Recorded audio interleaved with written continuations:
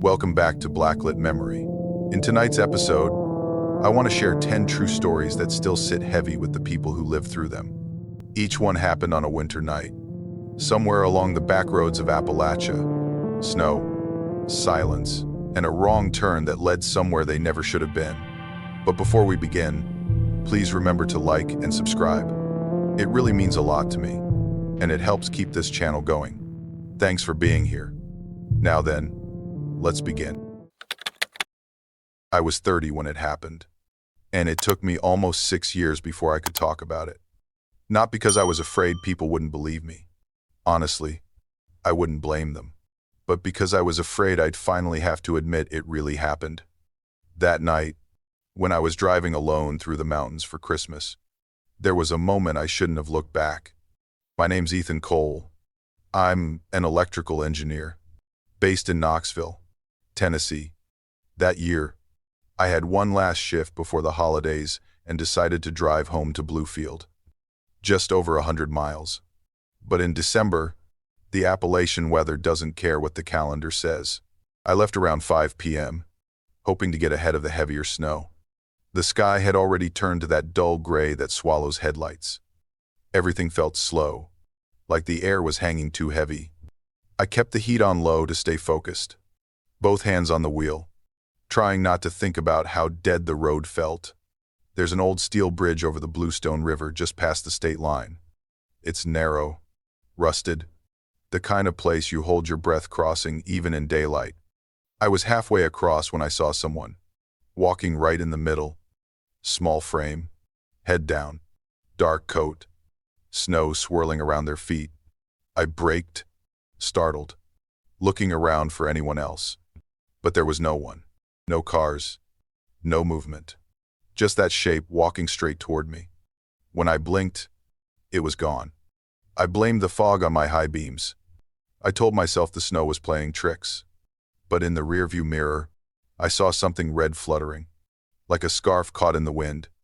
Just for a second, I turned to check, heart thudding a bit too fast. Nothing there. Just the bridge vanishing into the snow behind me. The sky turned darker faster than I expected. Snow thickened until it felt like I was driving through smoke. The radio started to crackle, just static. Then bits of music breaking in like a scratched record. I tried switching stations, but it was all the same. Then I noticed it, a faint red glow reflecting on the rearview mirror. It wasn't bright, barely there, but it looked like something soft draped over the backseat headrest. I slowed down, glancing back. I couldn't see anything clearly. I told myself maybe I left the door cracked back on the bridge. Maybe snow got in.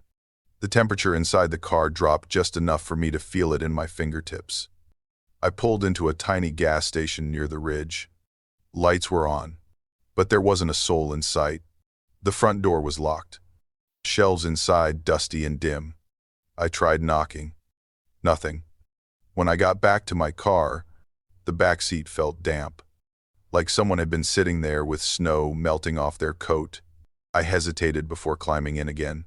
I wiped the fog from the inside of the window, looked behind me once more. Still nothing, just my own breath clouding the glass. I turned the key and kept going, telling myself I was tired, imagining things, that I'd laugh about this later. The bridge behind me disappeared into a curtain of white. I didn't see it again. Not the metal, not the road, just my own headlights, carving a path through what felt like the edge of the world. I kept driving, knuckles white on the wheel. The road started to freeze over, and every turn felt tighter. My wipers squeaked across the windshield, trying to keep up. That's when I saw it again, right in the middle of the road. Same figure, head down, shoulders hunched, just standing there, back to me. I hit the high beams. Nothing. The road was empty again, but on the windshield wiper, caught like someone had gently laid it there, was a red scarf. Soaked. The fabric stuck to the glass like it had been snowed on for hours. I stared at it, not moving, heart pounding. I got out, boots crunching into the frozen slush. The air felt wrong, too still. I reached for the scarf. It was warm, Not room temperature warm, but body heat warm, as if someone had just taken it off seconds before I arrived. My stomach twisted. I dropped it without thinking, like it burned, climbed back in the car and slammed the door. My hands were shaking. From cold. Yes, but not just from cold. I turned the engine, gripped the wheel tighter than before, and told myself to keep driving. I didn't stop again for at least 15 minutes. I just drove, not daring to look back. Every nerve in my body was buzzing, and I kept checking the mirrors like I expected something to lunge forward from the dark. The red scarf was gone, or so I thought. I remember the moment I saw it again. It wasn't outside this time. It was wrapped neatly around the right headrest of the back seat. Tight, like someone had carefully coiled it there. I nearly swerved off the road, slammed the brakes, heart in my throat. I didn't even turn off the engine, just opened the door and stepped out into the snow. I couldn't breathe. I was too scared to look back in through the window. I stood there on the shoulder of that frozen road, snow swirling around my boots, trying to slow my thoughts. I forced myself to look back. Through the frost-glazed window, I saw a shape sitting in the back seat, not moving, just there, facing forward. I couldn't make out a face. I stayed out there for maybe 3 or 4 minutes, too cold to stand still but too terrified to move. Eventually, I opened the door slowly. Empty. No scarf. No figure. Just the seat. Dry this time, like nothing had ever happened. I sat there, hands on the wheel, not starting the engine yet. The silence was thick. Too thick. Then the radio kicked back in, some Christmas jingle playing like nothing was wrong. That almost made me laugh, like the world had snapped back to normal just to mock me. I drove on, slower now, watching the road and nothing else. My eyes started to blur with exhaustion, and I remember whispering to myself, "You imagined it? You're tired. You didn't sleep last night. This is what stress feels like." I reached the second bridge near a small town. Can't even remember its name now. It was shorter than the first, with lower guardrails, the kind of place you wouldn't notice unless you were looking for it. As I crossed, the radio began to crackle again. The static cut through the music like claws on glass. Then, layered underneath, a voice, whisper thin, just above the snow crunching under my tires. I just needed a ride. Everything stops. The headlights flicker. The engine gives a jolt. The radio dies. I hit the brakes in the middle of the bridge. For a moment, there's only the sound of the wind. Then the scarf appears again, on the rearview mirror this time, swaying gently, like it's caught in a breeze that isn't there.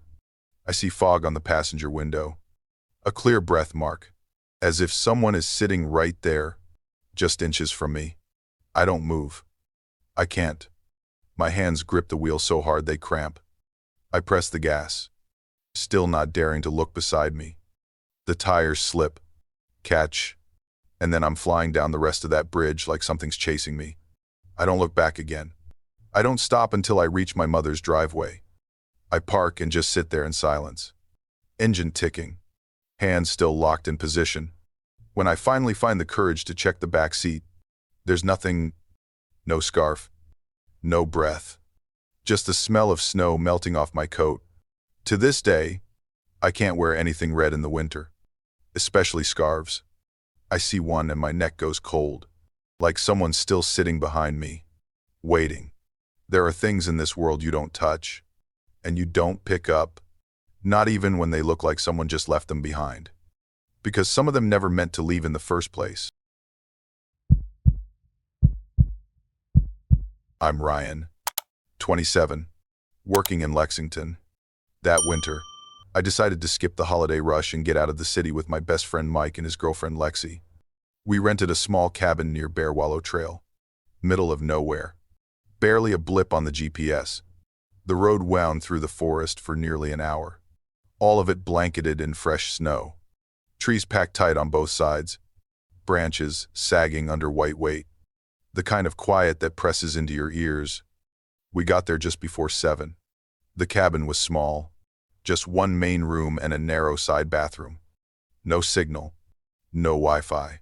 Just a wood stove and a shelf of old board games. Lexi laughed when we unloaded the car.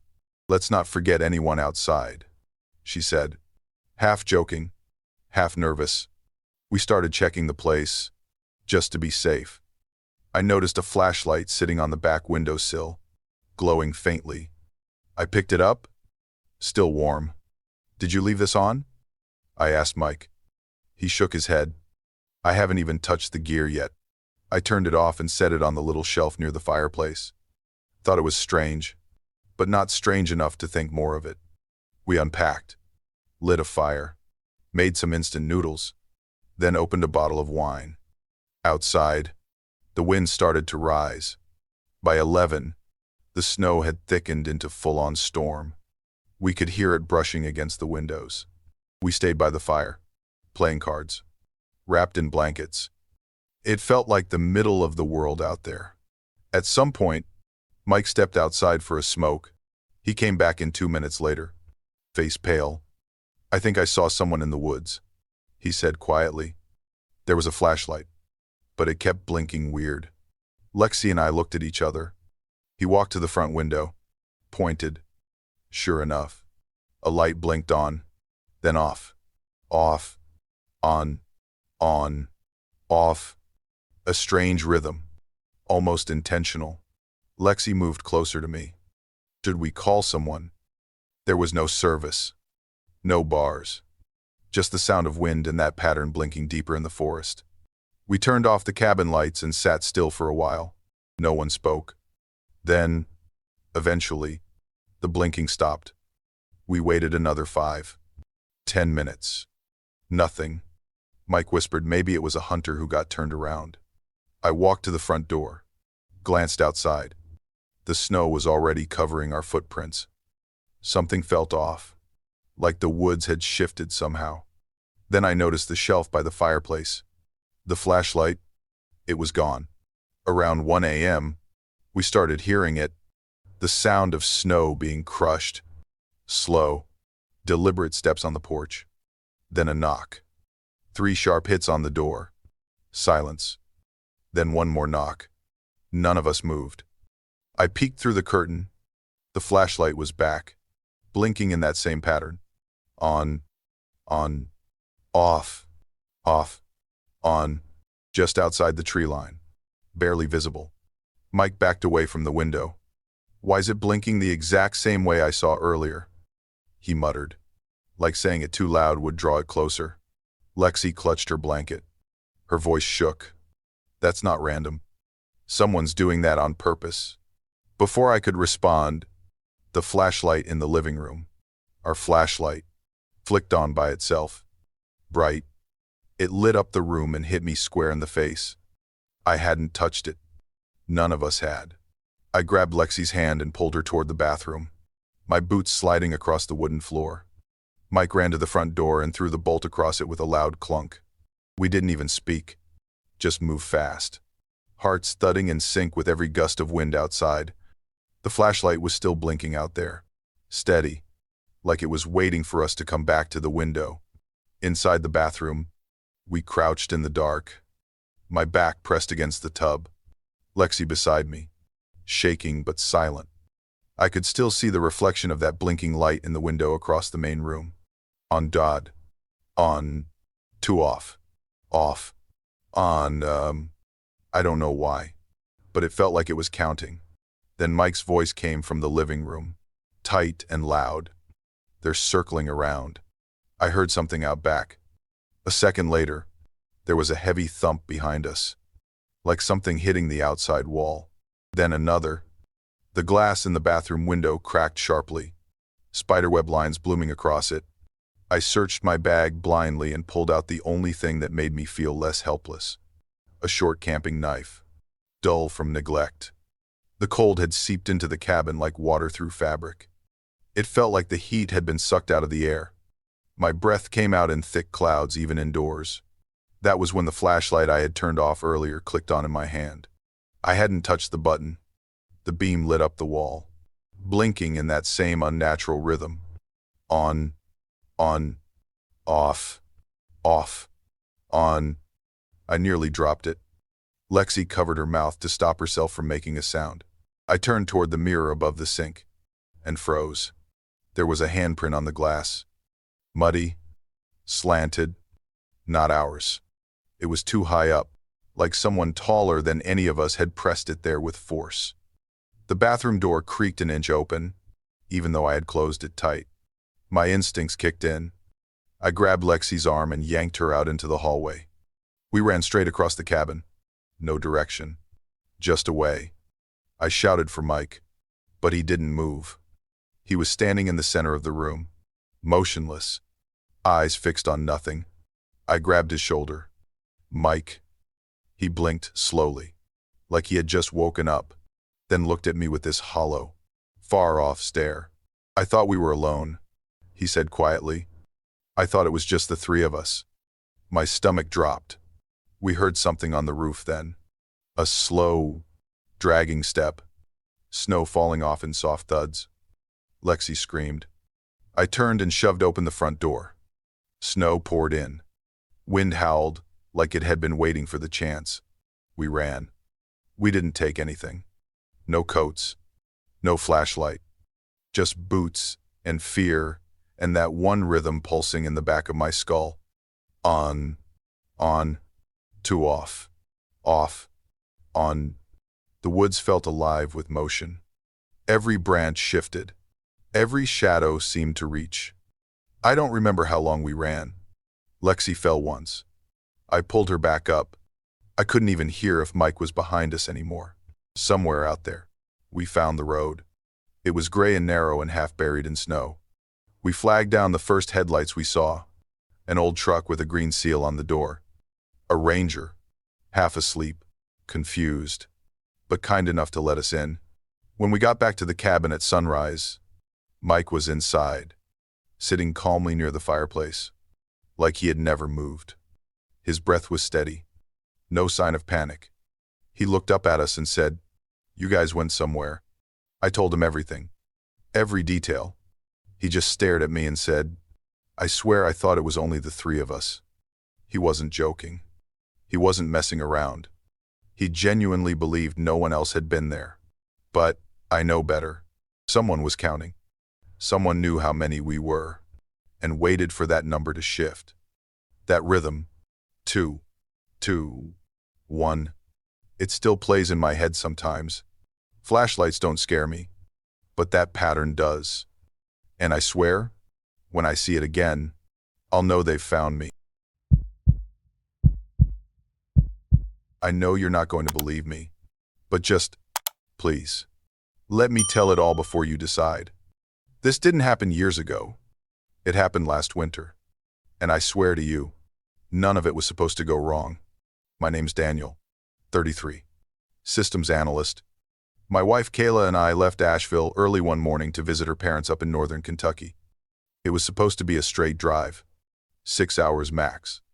But somewhere near the Virginia border, GPS rerouted us through a faster path, one of those narrow, unmarked mountain passes near a place called Black Hollow. By noon, the snow had picked up hard, the kind that doesn't fall gently, but hits like dust shaken from the sky. I turned on the radio for weather updates. At first it was static, but then music came in, some local bluegrass station, and we left it running. Kayla was asleep beside me. I remember because her head was tilted against the window, breath fogging the glass. That's when I first noticed it. The music started glitching, like a scratched record. Then, under it, just barely audible, someone whispering. I turned the volume down, listening closer. It was faint, like it was underwater. I thought I heard my name, just once. Daniel, drawn out, almost casual, like someone standing behind a closed door. I glanced at Kayla. She hadn't moved. I told myself it was cross-frequency interference. Military channels sometimes bleed through in these hills. I'd heard that before. The road got worse, narrower. We passed a fallen tree that I had to slowly ease around. GPS announced, recalculating. Turn around where possible. But there was nowhere to turn. Just cliffs to the right and dense pine to the left. We kept going. I remember Kayla sitting up, rubbing her eyes, then asking me, "Didn't we just pass that gas station?" I didn't answer at first, but she was right. The colors, the pricing board, even the broken O on the sign. It was identical. Then came the road sign, caution, rockfall zone. Same one from before. Same angle. I felt my pulse kick up. My fingers tightened on the wheel. I tapped the GPS screen. Maybe the signal was bouncing off the mountains. I shut it off. As soon as I did, the radio clicked. No music, just silence. And then, softly, "Daniel, Kayla, stop." I slammed on the brakes. My heart leapt into my throat. Kayla looked at me like she was about to be sick. "Did you hear that?" I asked. She nodded, lips pale. It said our names. Ahead of us, the pass narrowed again. Part of the ridge had collapsed, the rocks still covered in fresh snow. I tried to back the car, easing into a tight three-point turn. That was when I saw it again. The gas station. Same spot. Same broken O, only now the lights were on inside. Fluorescent tubes buzzing like it was after dark. But it wasn't. I checked my watch. 12:14 p.m. Kayla whispered, "Should we stop?" I didn't answer. I was already pulling in. I got out of the car. The air was colder than before. Still, like it wasn't moving at all. I opened the station door. A little bell chimed overhead. No one there. Shelves half-stocked. A cooler humming in the corner. It smelled like dust and freezer burn. I stepped toward the counter and stopped. There was a receipt lying by the register. One of those thermal printouts, still curling at the edges. I picked it up. 12:14 p.m. Daniel and Kayla. My hands went numb. I hadn't been in here before. Had I? I backed out, not even bothering to shut the door. My boots crunched hard on the gravel. I turned toward the car. Kayla was still inside, waiting, watching me like she already knew something I didn't. And in that moment, I realized I didn't remember driving past that gas station the first time at all. I ran back to the car, climbed in, and slammed the door. Kayla grabbed my arm before I could say anything. "What was in there?" she asked. I held up the receipt with our names and the time printed in perfect black ink. She stared at it without speaking. I turned the ignition, backed out of the lot, and started driving the opposite direction. The trees blurred past, but none of it looked different. I kept checking the clock. 12:16, 12:17. It was like time had started moving again, but nothing else had. 15 minutes later, the same station appeared. Same cracked sign. Same building slumped against the slope like it had always been there. Only this time, the door was already open. I didn't stop. Kayla covered her mouth and shook her head. "I heard someone," she whispered. "In the back seat." They said my name. I looked in the rearview mirror. Nothing but fogged-up glass and our bags. But there was a shape on the window. A smudge. Like a breath mark left behind from someone who wasn't there anymore. The radio hissed again. Then a voice, hollow and slow. "Turn back." I killed the radio and yanked the cord loose. Disconnected the phone charger. Turned off every bit of tech. Then I opened the driver's door and let the cold air pour in, needing to feel something real. Kayla sat stiff in the seat beside me, eyes red. We kept driving. The snow let up. The sky even looked lighter, like we had pushed through the worst of it. The road widened slightly, and, for the first time, I saw tire tracks ahead of us. Someone else had been here. Kayla let out a slow breath and said, "Maybe we're getting out." I nodded. I almost smiled. Then the radio, disconnected, with no power, clicked back on. I didn't touch anything. Neither did she. It made no sound for a long moment. Just a dull hum.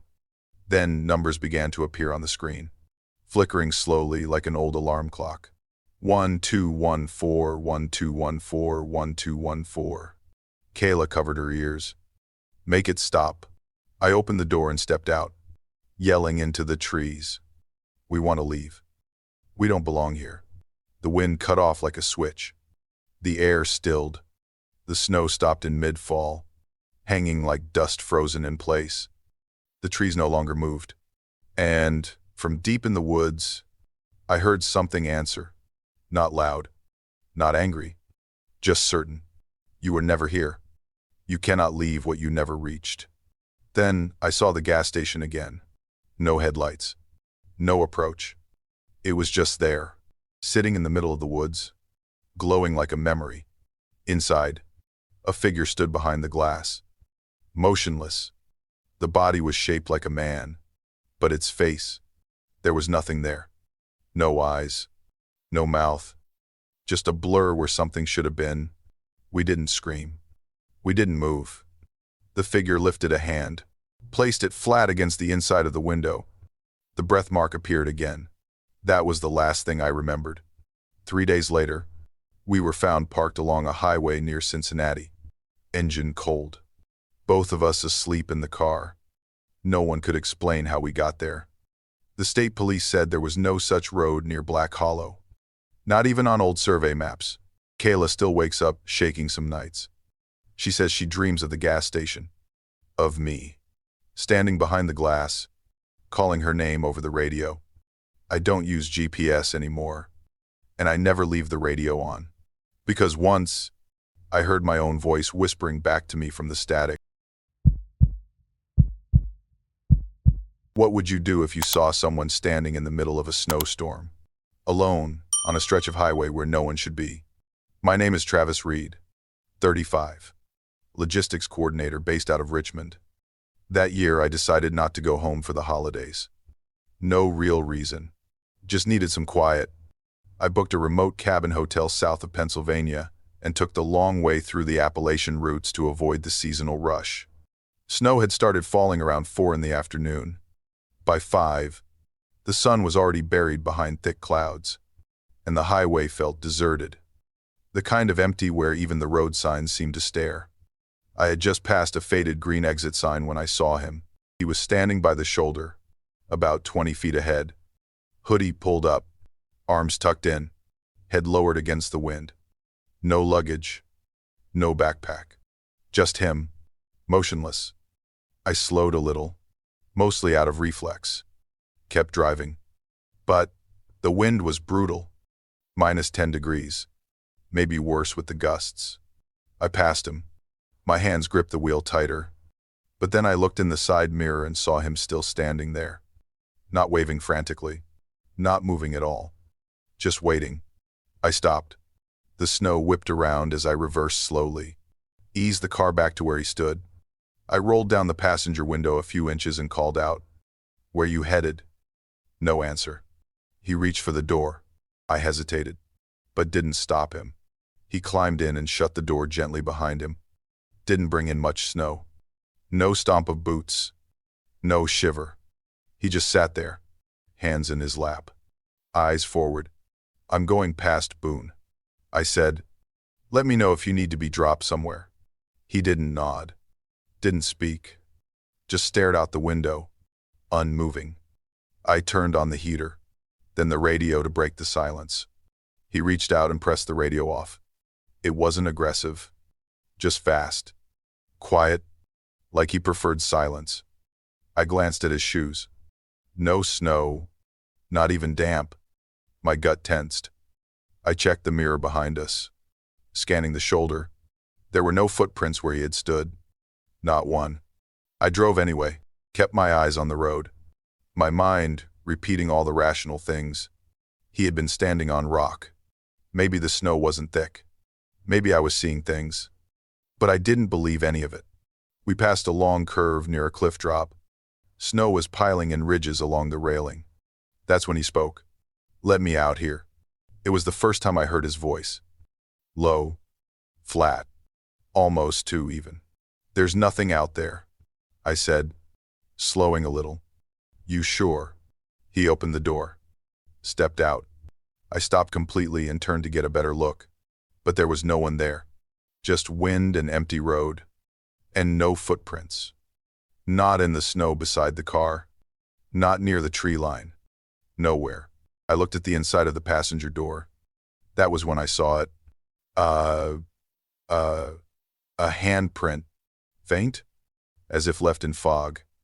On the inside of the glass, I slammed the door shut and locked every one of them. My pulse was thudding against my collar. I cranked the heat and gripped the wheel like it might anchor me. The seat where he had sat was cold. Not like winter cold, but damp, bone-deep cold that made my skin tighten. I checked the mirror again. Nothing. Just my own headlights swallowed by the snow behind me.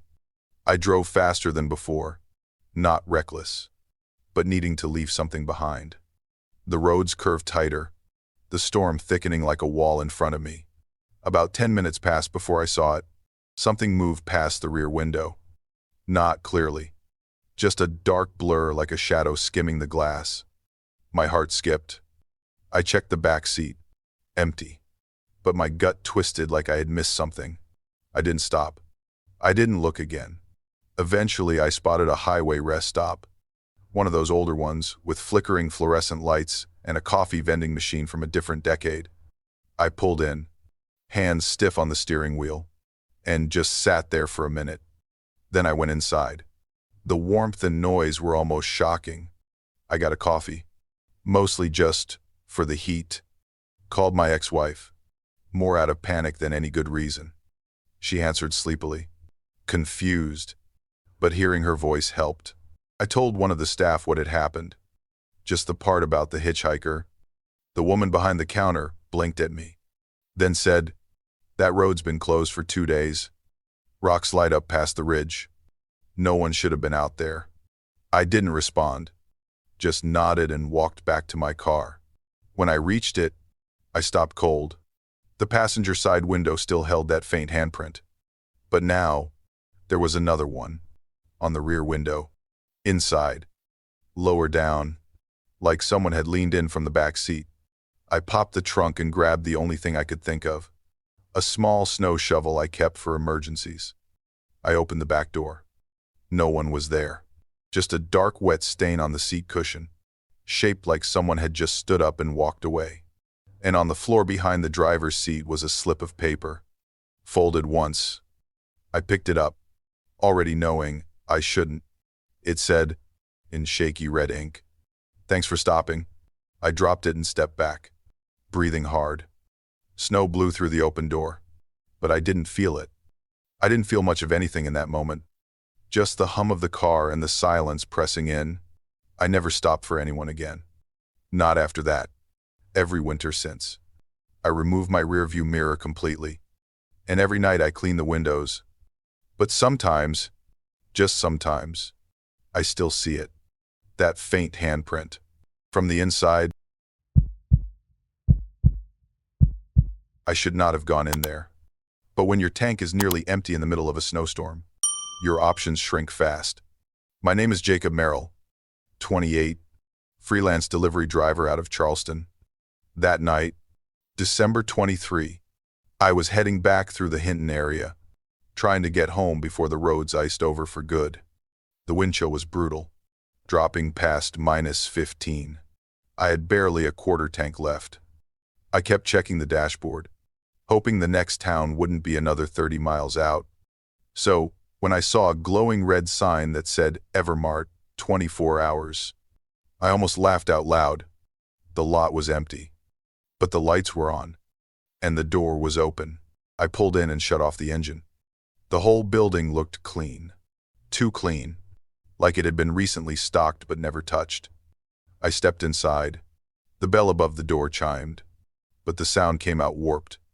Not broken, not loud, just wrong. It dragged out like someone stretching tape too slowly. Then silence. The place was warm. All the lights were on. A cooler buzzed softly in the back. There were snacks, coffee machines, aisles stocked full, but no one behind the counter. Not a sound except the heater rattling through the vents. I said, "Hello?" Nothing. I walked around slowly, boots thudding on linoleum. I called out again. Still nothing. Just a whir of fluorescent lights. Then I saw it. Behind the counter were 3 small security monitors stacked in a vertical mount. One of them, top left, showed the front door area. I could see myself, only I wasn't moving. In the screen, I was still standing at the entrance, not walking around like I was in real time, just standing there, facing the door, head down. My body went cold. I looked back toward the entrance. Nothing. I glanced at the monitor again. The version of me on the screen slowly raised its head and stared directly into the camera. I spun, half expecting to see someone standing behind the counter. Nothing. I backed away and pulled out my phone.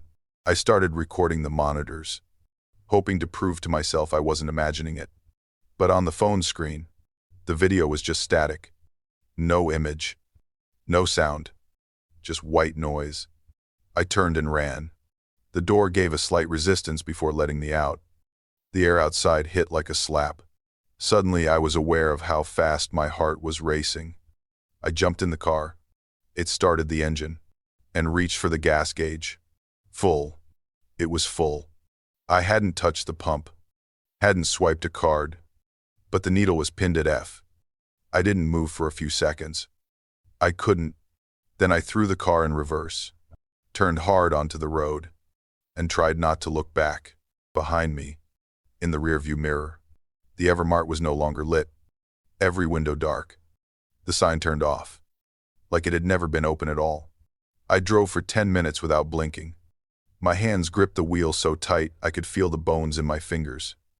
The heater blasted, but I still felt cold behind my eyes. I didn't dare look at the rearview mirror again. I finally pulled over at a wide shoulder, halfway between towns. The road behind me was pitch black. My body still hadn't fully caught up. I reached into my coat for my phone. I opened the camera roll and tapped the video I had recorded inside the station. I waited for the screen to show my frozen reflection from the monitor, but the clip was just static. Black, silent, no image, no sound. I looked at the timestamp on the video. It said 3:33 a.m., but when I checked the dashboard clock in the car, it was still only 12:08. I double-checked the phone clock. 3:33 again. I felt dizzy, like I had missed hours without knowing it. I called my girlfriend. Just hearing her voice steadied me for a second. I told her I was fine, that I was almost home. She asked if I had found a place to fuel up. Yeah, I said. I think I did. She laughed and said I sounded tired. Told me to drive safe, get some rest when I got in. For a moment, I almost believed everything was okay. Almost. But that night, when I finally made it home, something was wrong. I stepped into my apartment, threw my coat over the chair, and went to the kitchen to pour some water. Then I heard it. The television. Turning on by itself. I hadn't touched it. I walked back into the living room slowly. The screen showed a grainy black and white image. A doorway. Glass panels. The same camera angle from Evermart's security footage. On the screen, I stood in the gas station doorway. Not moving. Not speaking. Just standing. Exactly like before. I pressed the power button on the remote. The screen stayed on. I pulled the plug from the wall. Still on. Then the figure on the screen lifted its head. It looked out, directly into the room. Into me. But the face was wrong. Slightly longer. Mouth too small. Eyes too round. My eyes, but not mine. I threw the remote, but the screen didn't flicker. I stood there, frozen. Not in fear exactly, but in recognition. Like something had already taken my place. After that night, I stopped going to automated gas stations. I started avoiding places with visible security cameras. Because every so often, when a screen lights up near me, at a rest stop, in a store window, I see it again. That version of me, still waiting at the door. My name is Marcus Hale. I was 32 that year, working freelance in interior design, and my girlfriend, Lena, was a landscape photographer. We drove down from Pittsburgh to Asheville for a winter holiday. planning to camp along the Beach Lick Ridge Trail, somewhere Lena had always wanted to shoot. The trip was meant to be a quiet break from work and noise. Nothing more than a weekend escape. The first day was peaceful, almost unnaturally so. Snow drifted down like powdered sugar. The wind stayed soft, and the sky held a bright, sharp blue. Lena kept taking photos, asking me to pull over every few minutes. I remember thinking, I hadn't seen her this happy in months. The GPS led us onto a back road, a shortcut through the forest that would shave off about 30 minutes to the campsite. I slowed when we reached a faded wooden sign planted just off the gravel. It read, "Do not enter, road washed out." But the bottom half had been torn away, hanging in jagged strips like bark peeled from a tree. Lena leaned forward, squinting. "Maybe it's old. Could have been put up years ago," she said. I hesitated. I really did. But I'd driven through worse-looking trails, and the sky still looked good, so I eased onto the path. The tires crunched deeper into snow as the road narrowed, trees closing in tight on both sides. For a while, it still felt like an adventure. About 20 minutes in, the road changed, became thinner, like it hadn't seen another car in weeks. The left side dropped into a steep ravine, and the right was pressed against frozen brush. I had to keep my hands tight on the wheel. The tires started slipping now and then on old ice beneath the powder. Lena shifted in her seat. "I don't like this, Marcus," she said, not looking through the lens anymore. "Maybe we should turn back." I nodded. I felt it too. Something about the air was heavier, like pressure building right before a storm. I found a wider patch of road and started to turn the car around. That's when I heard the crunch. Not the normal crunch of snow or gravel. This one was deeper, hollow. The rear passenger side tire dipped hard, then sank. We got out. The back wheel was stuck, hanging half off the edge where the shoulder had given way. Beneath it, loose dirt and snow sloped sharply down toward the ravine. I tried reversing gently, but the wheel spun in place, flinging snow. No service. Lena whispered after checking her phone. I checked mine. Same. Nothing but a red X. Wind started pushing stronger now, blowing snow in streaks across the hood. I told Lena to stay calm, that we'd find something to wedge under the tire. We started breaking branches, stacking rocks. The car shifted a little, then slid again. Lena's hands were shaking. "Marcus," she said quietly, I think there's another car down there." I turned. Far down the slope, barely visible through the trees in white, was a shape, metallic, covered in snow. I had to crouch and lean to really see it. An SUV, silver, flipped on its roof, hidden so well. If Lena hadn't been standing just where she was, we'd never have noticed it. I moved closer to the edge, my eyes locked on the license plate. Ohio. Lena stepped beside me. Her voice was barely a breath. "There was a couple. Went missing last month. I saw it on Facebook. They were from Ohio." Lena started crying. Not loud. Just that kind of breathing that catches in your chest, like your body's trying to hold itself together. I put my hand on her shoulder, told her I needed to check the SUV. Maybe there was something down there that could help us.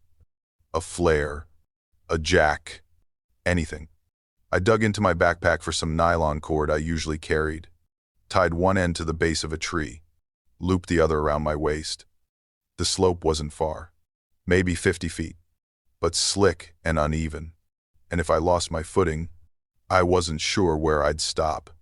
Lena stayed at the edge, watching. I told her if I slipped, not to try following. The cold hit harder the lower I went. Wind curled through the trees in bursts, pulling at my coat, biting through my gloves. I reached the SUV after a few tense minutes. Its front end was crushed against a tree, and the whole roof caved in like a tin can. The back door hung open. Snow had filled the inside, and there were no bags, no people, no blood, just silence. I stepped back, and that's when I saw the tracks. 3 long drag marks carved into the snow. leading away from the wreck. They weren't from tires. They looked like someone, or something, had crawled out. One set of marks was smeared, as if the person had been injured. The other two, cleaner, more deliberate. I followed them a few feet, but they vanished into a thicket of dead branches. I climbed back up, heart pounding harder now. Lena was waiting. I told her there was no one in the vehicle, that it had been empty for a while. She seemed calmer after hearing that. Or maybe she just needed to believe it. We agreed I'd walk back toward the main road. It was risky, leaving her alone, but staying wasn't going to solve anything. As I turned to go, she grabbed my sleeve. "There are footprints behind the car," she said. "They weren't there before." I froze. She pointed. "Just past the trunk, half buried in snow, were shoe prints.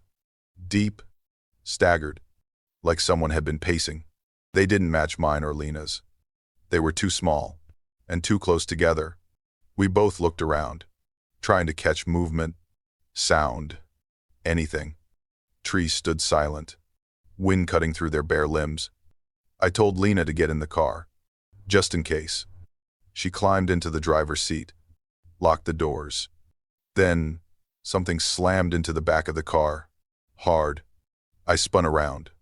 The rear bumper had dipped again, as if someone had landed on it. I yelled out, "Hey!" and stepped forward. Nothing. Just snow swirling in the air. Lena screamed. I turned back and saw the headlights flick on as she hit the ignition. For a split second, the beams lit the woods, just enough to catch a shape, low to the ground, fast, moving sideways through the trees. Not a deer, not a person, something in between. I ran for the passenger door. Lena hit the gas. The wheels spun, then caught. The car lurched forward, bouncing out of the rut like it had never been stuck at all. We didn't speak. Not until we hit paved road again. 20 minutes later, I called the county sheriff that night, told them where to find the SUV. A few days later, they confirmed it was the missing couple from Ohio. Still no sign of their bodies. A ranger said the warning sign had been updated since then, replaced with metal, drilled into the tree. I went back weeks later, just to see it again. The old sign, the wooden one, was still lying face down nearby. On the back, someone had written in thick black marker, "If you see the wrecked car, do not stop." They never left. We never went camping again. And if I see a sign with half the message torn off, I turn around. Always. "Do you hear that?" That was the first thing she said to me. Not her name. Not thank you. Just that one question. Right as the snow was thickening and my headlights cut through the edge of the frozen lake. "My name's Caleb Duncan. I was 29 at the time, working as a satellite tech. That night, I was heading home from a job site near Blue Ridge, trying to beat a storm they said would shut down half the mountain roads. Visibility was low. Wind slapping the sides of the truck like it wanted me to turn around. I saw her on the shoulder, next to a compact blue sedan skewed off the road, back tires spinning in a slush pit. She was waving with both hands, coat half, unzipped like she'd gotten out in a hurry. I stopped, rolled the window down just a crack. Her name was Tina, or at least, that's what she told me. She said her phone had died. Her car slid off the road, and she'd been trying to flag someone down for almost an hour. I offered to help pull her out. I always kept a tow rope behind my seat. The moment I stepped out and walked toward her car, something felt off. The trunk was slightly dented near the lock, and the latch looked busted. She noticed me staring.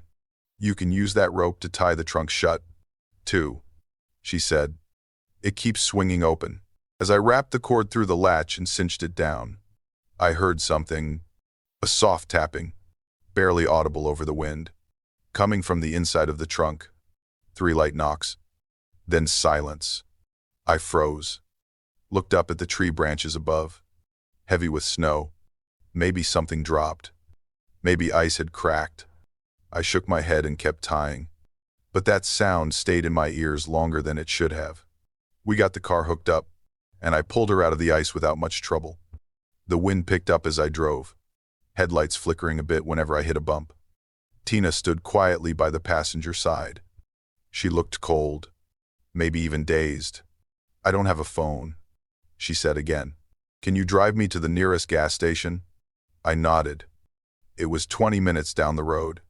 Straight shot if the snow didn't get worse. She got into the back seat, wrapped her arms around herself, and stared out the window. Didn't speak once during the whole drive.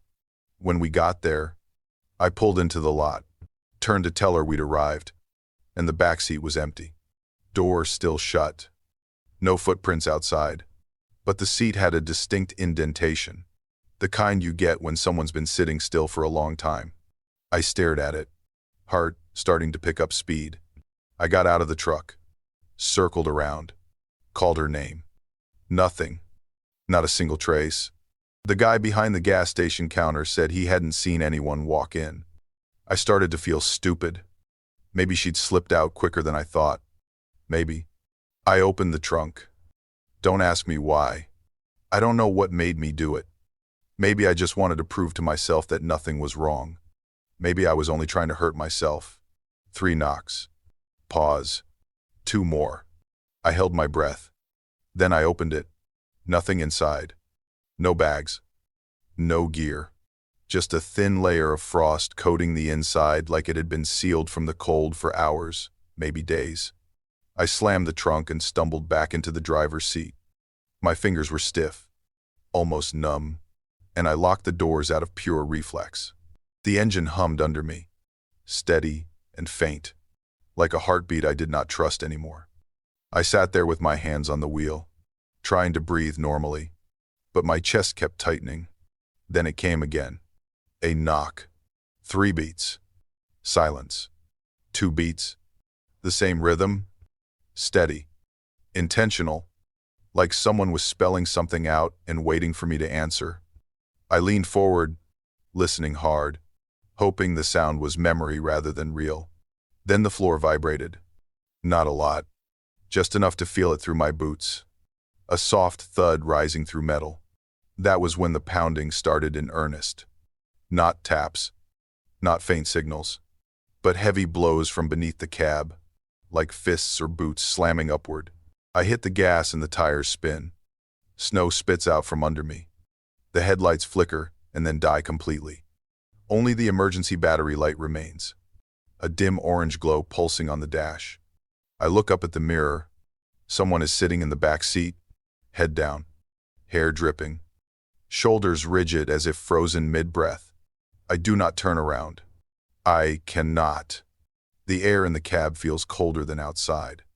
My breath trembles. I reach for the door handle. I push it open and run into the snow with nothing but the sound of my boots and the wind clawing at my ears.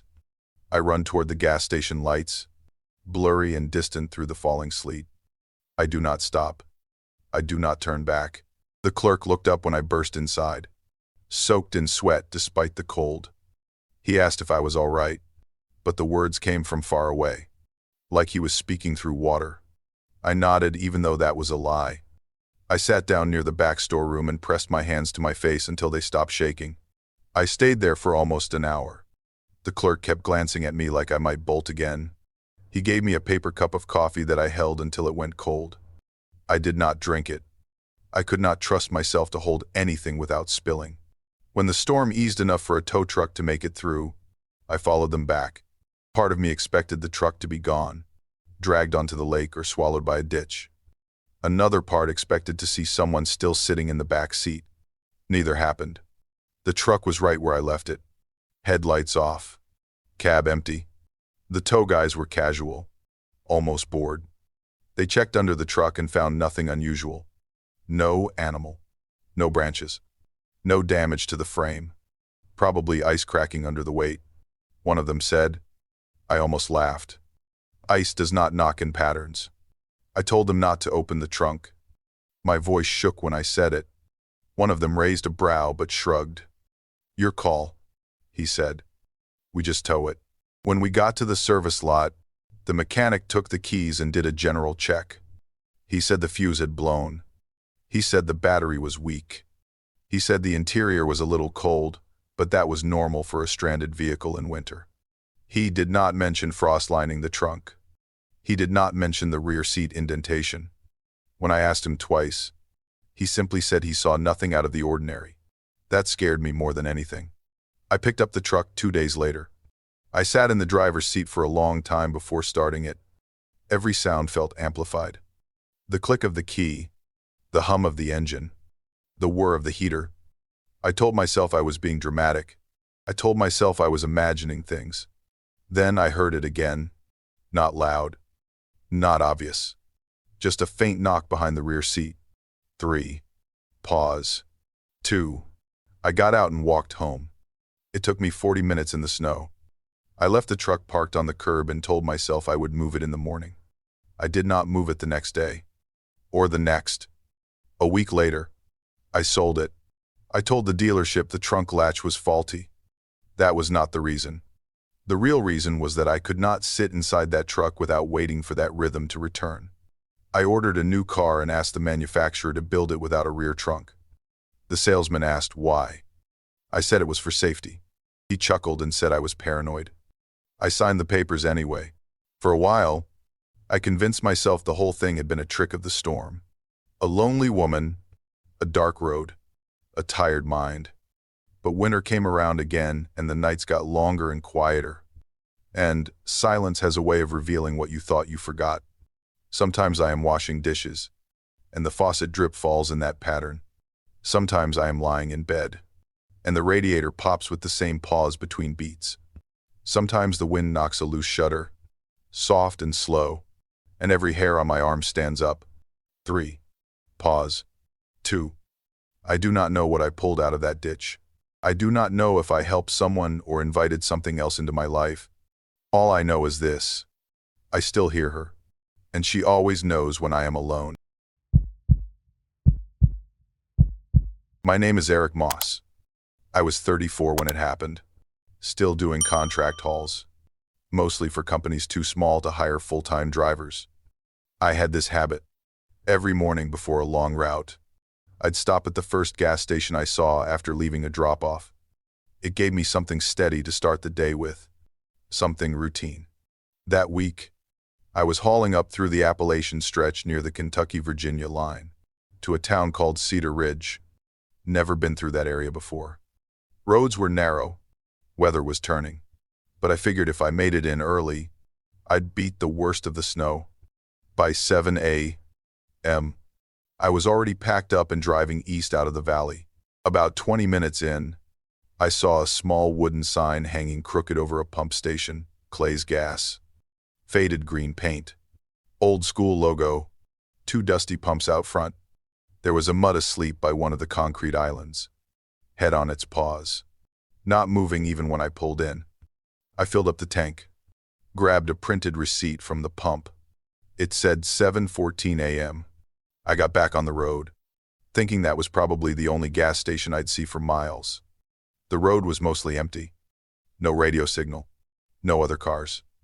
I had GPS, but sometimes in the mountains it lagged or spun in circles. So I trusted my instincts. Keep going straight. Watch the curves. Ignore the static. By late morning, snow was starting to build up. Visibility dropped. The trees started to blur together. I kept expecting to hit a turnoff or a county line, but it never came.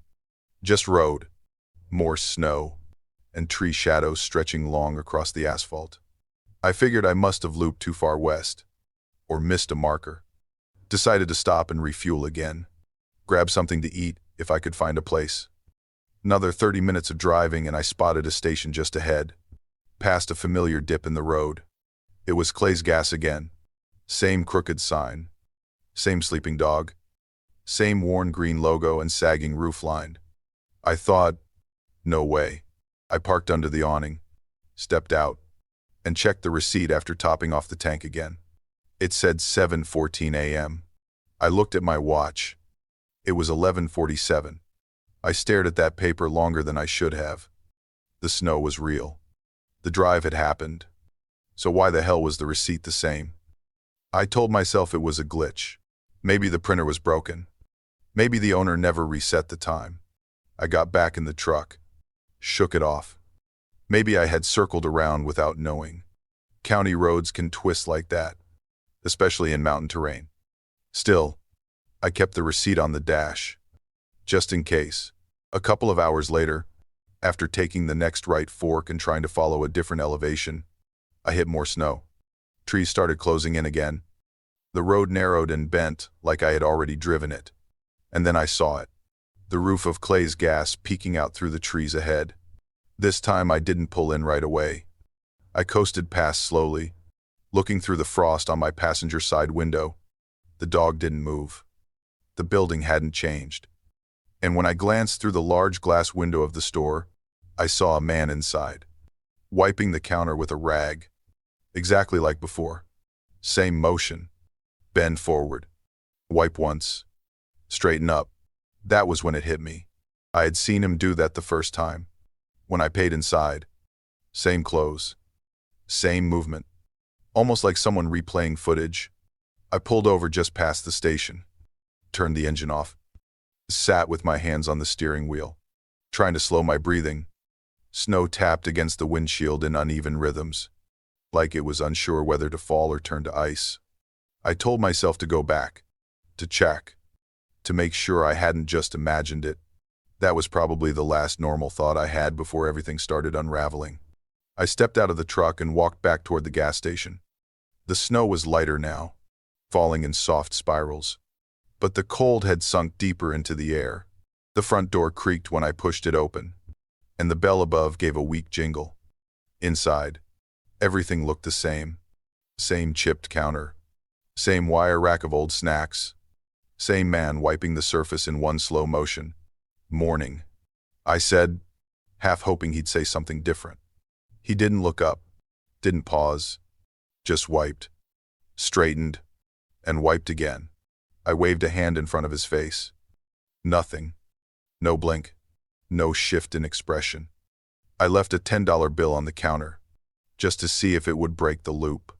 He didn't move. When I stepped back outside, the wind had changed. It was now blowing opposite the way I'd come in. That alone should have been impossible. I started walking back to my truck, and that was when I saw another set of headlights cutting through the trees ahead. A semi-truck. Older model, creeping slow down the road.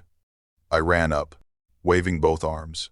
The driver stopped, rolled down his window. "You already came through here this morning," he said. "I remember the stripe on your door." I stared at him. "How long have you been out here?" He scratched his jaw. "Not sure." "A while, I guess. Roads never end out here." I asked if he had seen any towns, any exits, anything besides this gas station. He shook his head slowly. "Not since I got here. Been circling back every few hours. Thought it was just me." We sat in silence for a few seconds, both of us realizing something we hadn't dared say out loud. I got back into my truck, turned the heater on full, and leaned back in the seat. Maybe it was exhaustion. Maybe sleep would reset something. I pulled my hat over my face and tried to doze. When I opened my eyes again, the sky was blue. No snow. Sunlight reflected off the windshield, bright enough to make me squint. I sat up fast. My watch said 7:13 a.m. I started laughing, nervous relief. It must have been a stress dream, or a fever, or something. I turned the key in the ignition and eased back onto the road.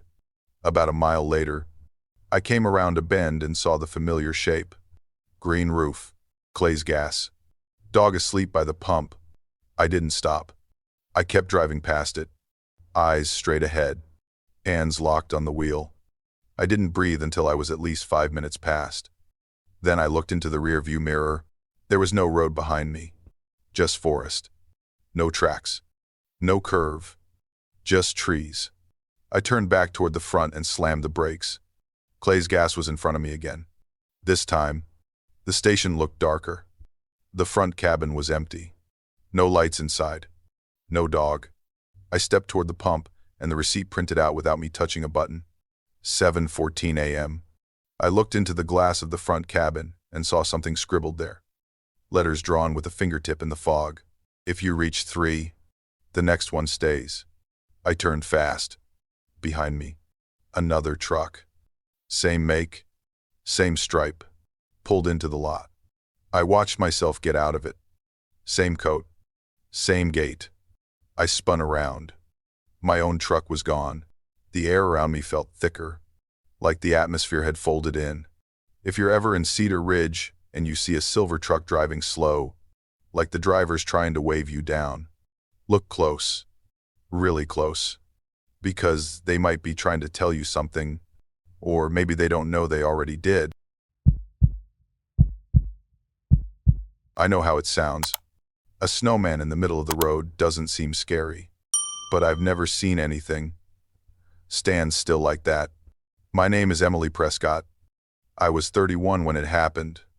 That winter, my husband Jamie and I drove down to Craigsville, Virginia, to spend Christmas with his family, our first holiday as a married couple.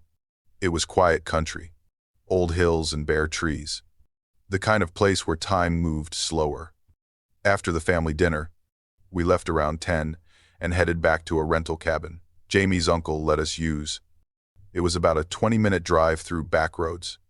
Nothing complicated. Snow was falling, but light enough to see clearly. We were maybe 5 minutes from the cabin when we came around a bend and saw it. A snowman, right in the middle of the road. It was tall, nearly the size of a person, made of 3 round stacks of snow. It had a red knit hat but no eyes, no nose, no arms, just blank, white smoothness. Jamie hit the brakes. The headlights lit it perfectly, so clear it looked like something staged for a photo. I leaned forward, not quite believing it. The snowman didn't move, didn't tilt or sway, just stood there like it had always been part of the road. I told Jamie to back up and go around it. Neither of us wanted to get out. He reversed, turned slightly, and eased past on the shoulder. I kept my eyes on the figure until it disappeared in the side mirror. But half a mile later, it was there again. This time on the right side of the road, just before another curve. Same shape, same red hat, still no face. Jamie slammed the wheel, cursed, sped up. "Someone's messing with us," I said, but my voice cracked at the end. We made it to the cabin fast after that. Jamie got out first, grabbing our bags from the trunk while I went in to get the heat running. The place was small, just 2 rooms, and still held the faint smell of old wood and chimney smoke. I peeled off my gloves, sat down to untie my boots. Then I saw it, a piece of paper lying on the couch cushion, like someone had left it there for me. It was a child's drawing. Thick lines, crayon on white paper. A road curving through snow. A car with headlights. And in the center, a snowman. Same angle, same curve, just like what we had seen. Jamie came in and found me holding it. He frowned. "I didn't bring that in," he said. I stood and rushed outside. There were no footprints around the cabin, only our tire tracks in the fresh snow. Jamie stepped beside me and whispered, "Emily, I think it turned toward us when we passed." I didn't answer. I wasn't even sure I'd heard him right. I just kept staring out into the woods, waiting for something to move. We locked every door and window in that cabin, drew the curtains. Jamie even pulled the breaker to the porch light so the snow outside wouldn't glow through the glass. I held the drawing in my hands for a long time, turning it over, like there might be something written on the back. "I'm going to burn it," I said. Jamie shook his head. "If someone's watching us, that might be the only proof." So I sealed it in a Ziploc bag and placed it in the middle of the table, under a glass. We sat in silence while the wind picked up outside. Sometime around 3, I woke up thirsty. The cabin was dark. The air had that deep cold you only feel in old wood buildings during heavy snow. I moved quietly, not wanting to wake Jamie. On my way to the kitchen, I saw the table. The drawing wasn't under the glass anymore. It was lying in the center of my plate. Same paper, same colors. Jamie swore he hadn't touched it. I believed him. He looked just as pale as I felt. We didn't sleep again after that. At first light, we packed everything. We didn't speak much. Just that kind of shared silence people fall into when both are trying not to name what's already happening. As we turned onto the road back to town, I saw it. The snowman. It stood at the edge of the trees. Not in the center this time, but just off the shoulder. Its back was to us.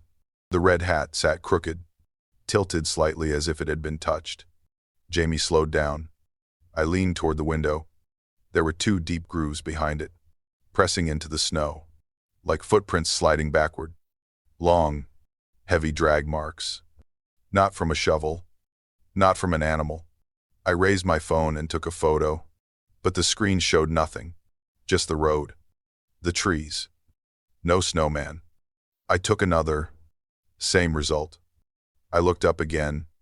It was still there, but somehow, only to my eyes. We kept driving. Jamie never looked back. I didn't ask him to. A few months later, we were packing up boxes from Jamie's old house. Stuff from storage that we never really touched. I opened a plastic bin marked Derek. That was Jamie's nephew. He died when he was 7. A car accident. Years before I met Jamie, inside the bin were drawings. Dozens of them.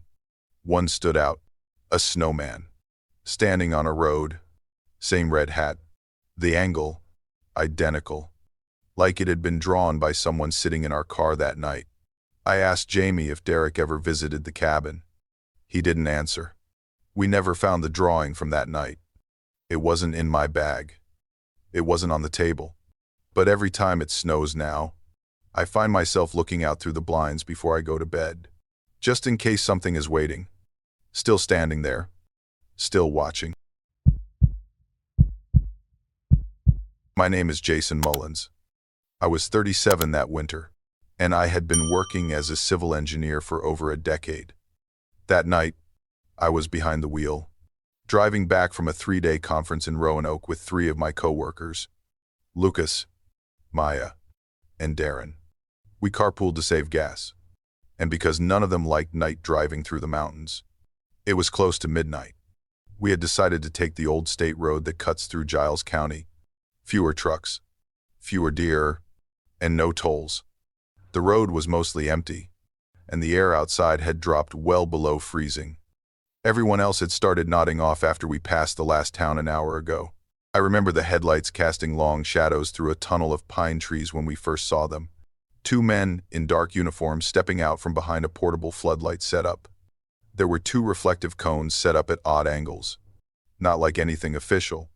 The floodlight buzzed faintly and flickered every few seconds.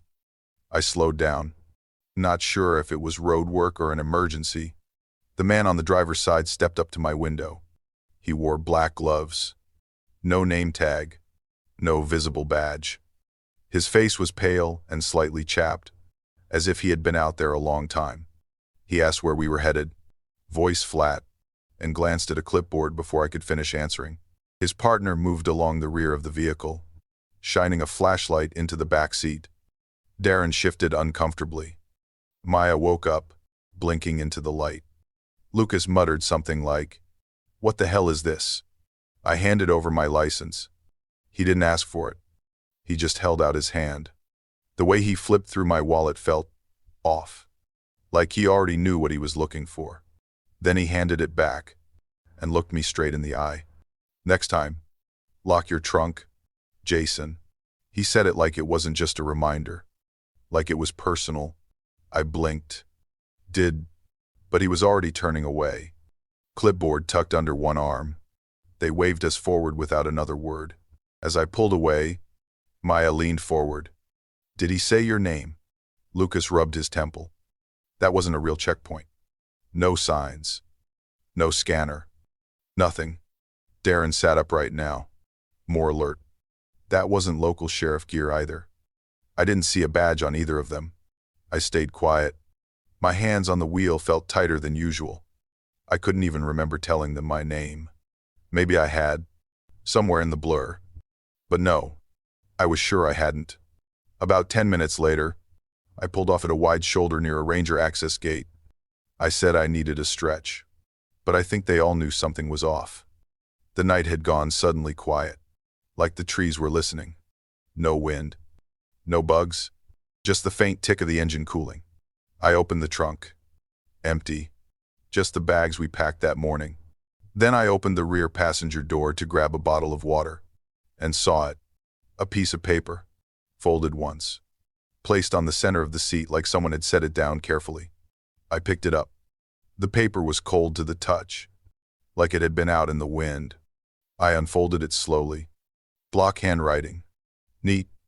Checked. 11:47 p.m., Jason Mullins. And underneath, in a smaller line, you do not need to stop next time. I looked around instinctively, scanning the tree line, the road behind us. My breath showed in long, slow clouds. I stepped back, rechecked the trunk. Nothing had changed. But the paper was real. The handwriting was real, and none of us had printed it. I walked back to the driver's seat and sat for a moment, holding the note in my lap. I didn't show it to them. I don't know why. It didn't feel like it belonged to anyone else. We drove the last hour home without speaking. The silence wasn't tired anymore. It was something else. Something like waiting. The next morning, I called the non-emergency number for the Giles County Sheriff's Office. I gave the location as best I could, described the two men, the setup, even the clipboard.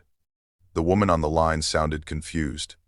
She put me on hold and came back after a few minutes. There were no traffic checkpoints in that area last night, she said, and we haven't authorized any inspections this week. I asked her to double-check. She did. Still nothing. She paused, then asked how I'd gotten her number. That part stuck with me. I hung up and went straight to my laptop, pulled the dash cam footage from the drive. I remembered seeing the floodlights hit the glass, remembered the way the shadows shifted on the road. I scrubbed through the timeline 3 times. There was nothing. No cones. No officers. Not even a dip in speed. From 11:30 to midnight, the footage showed a continuous drive, like we never stopped at all. I brought it up with my coworkers the next day. Lucas shrugged. You pulled over to check the trunk, right? That's all I remember. Maya frowned. You got gas around midnight. There was no checkpoint. Darren didn't say anything. He just looked at me like he wanted me to stop talking. I checked my glove compartment that night. The paper was still there, folded, sharp-edged, too clean. I didn't know if I should throw it away or burn it. Instead, I put it in my coat pocket and zipped it shut. A week later, I drove back up the same road. I wanted to find the spot. Maybe the cones were still there, or the tire marks, or any proof I hadn't imagined at all. But the space where I thought we had stopped was just tree line and frost. No shoulder, no flat area, no sign anything had ever been set up. That night I met up with a friend of mine, Carly, who works for the local paper. I showed her the paper and asked if she recognized the handwriting. She didn't say anything for a moment, then pulled out her phone and scrolled through some old files. She found an image of a letter, a scanned note from a toll booth employee who had gone missing last winter. The writing matched almost perfectly. His name was Paul Reyes. He had worked one of the mountain toll roads. He disappeared after his shift, and no one ever found his car. I went home shaken. The next morning, the note was gone from my pocket. I checked the laundry bin, the floor, the glove compartment. Nothing. I asked Lucas if he'd seen it. He just laughed and said, "You're still on that checkpoint thing." Maya barely looked up from her screen. Darren wasn't in the office that day. I kept thinking about that last line. You do not need to stop next time. Was that a warning or a command? And if I obeyed it, what exactly was I avoiding? I changed cars 2 months later, got a new number, stopped taking the mountain road. But every time I've had to drive near that stretch, even on different routes, I've noticed something strange. The dashboard clock drifts off by a few minutes, sometimes fast, sometimes slow. It always resets when I get back into town. Then last week, I found an envelope in my mailbox. No stamp, no return address. Inside was a single sheet of paper. You did not stop, but we logged your passage. I never showed it to anyone. I folded it twice and put it in the back of the drawer where I keep old warranties and tax papers. But now I check the trunk every time I park, even when I know I haven't opened it, even when I'm sure, absolutely sure, that no one else has been in my car. Thank you for staying with me until the very end. I truly mean that. If you enjoyed these stories, leave a like and subscribe if you haven't already. That way, you won't miss the next ones. And once again, thank you for walking this dark road with me tonight.